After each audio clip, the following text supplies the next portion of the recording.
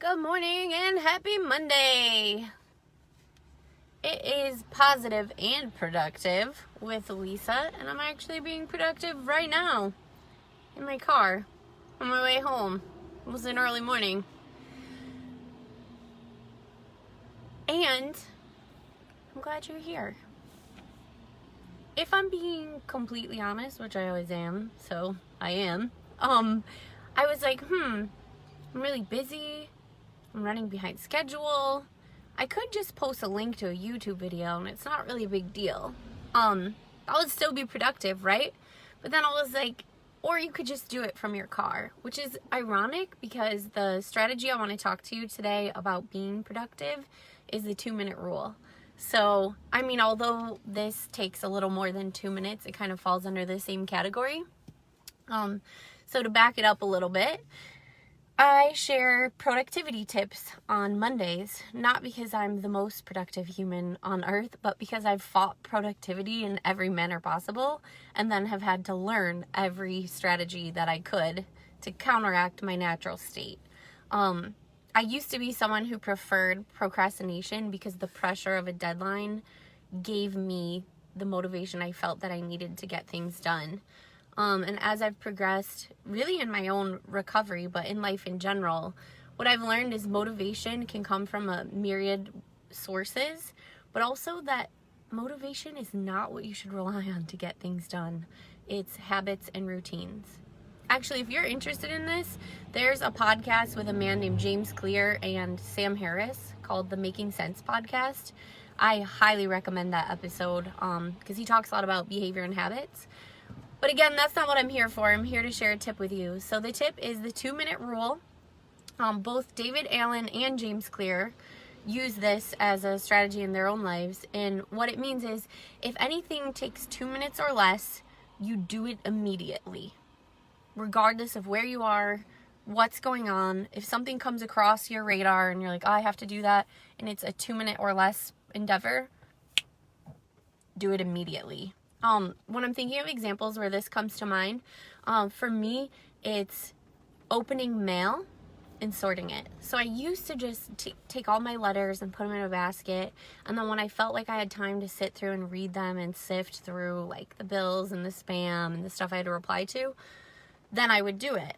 But the problem was sometimes there'd never be time to sift through piles of letters. And then the pile gets bigger and the time that I need gets bigger and, et cetera, et cetera. So what I learned was it takes me less than 2 minutes to open a letter. Some of them might take more than 2 minutes to deal with. Like say it's a medical bill. Then I have to look up the procedure, make sure it's all right, check it with my insurance and my deductible, et cetera, et cetera. But the actual opening of the letter only takes 2 minutes. So my system is open all the letters as soon as I get them and then put them where they belong. So it either goes in a to-do bin for later if it's going to take a while. It gets pinned to my calendar board if it's something that's time dependent. And if it's just something fun like a letter from a friend, I read it and then I'm done with it and I have a great day. But this 2-minute rule really works for anything. So whenever you have a task that takes 2 minutes or less, just do it. If it's responding to an email and you don't have to think a lot about whether or not you can do something or specifics, but it's just kind of a, yeah, I got it or I didn't, respond to that email and you can move on. Deb brings up the biggest obstacle to action is fear. Absolutely. And fear is really sneaky. It can feel like I don't have time, or it can feel like that's not something I really want to do. It's not in line with my bigger vision. Or it can be blatant, like, when I think about that, my chest gets tight, my stomach's upset, so I'm just not going to think about it. So yeah, I like that. And then the next piece is, in life, there are things we have to do that take longer than 2 minutes. If you've been here every week, I talked in the past about something called a context-dependent list. Fancy name for just saying, when I get a task, it only takes me 2 minutes to decide what it's going to need, right? So, say my son says, hey, Mom, I need help revising my essay, but it's not due until next week. Well, that takes more than 2 minutes. But it takes less than 2 minutes for me to go and put it on my half-hour list. So I have context-dependent lists. One's work stuff, one's home stuff. But then I also have like life stuff where it's this will take half an hour or less. This will take an hour or less. This is going to take multiple steps and sessions. So when something comes across my radar as something I have to do, I put it on one of those lists.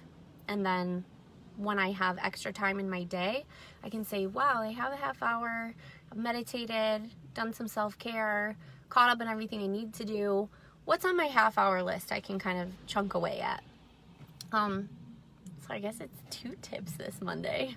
But really the main point being that just get the short stuff out of the way and get it over with. Yeah, I don't think I have much more to say about that.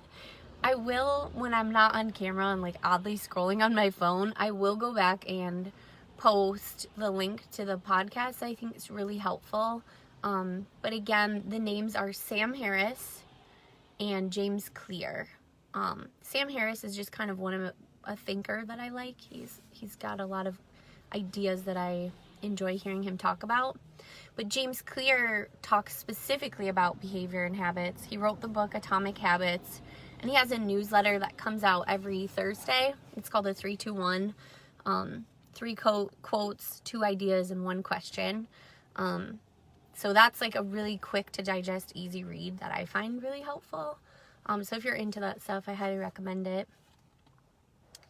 I also recommend that 2-minute or less rule for things that are fun, right? Like, something comes across your radar and you're like, I can do that in 2 minutes or less. Engage with it, right? Like, what's 2 minutes out of your day if it's going to make you happy?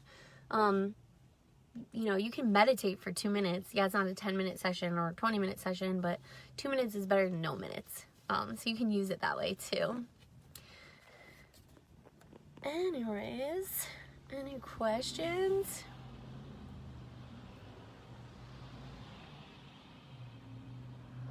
I love seeing all my people here. It's such a great way to start a Monday. It reminds me just for the millionth time that showing up is sometimes the hardest part, but it's never something that I regret. So I appreciate all of you taking time to be here.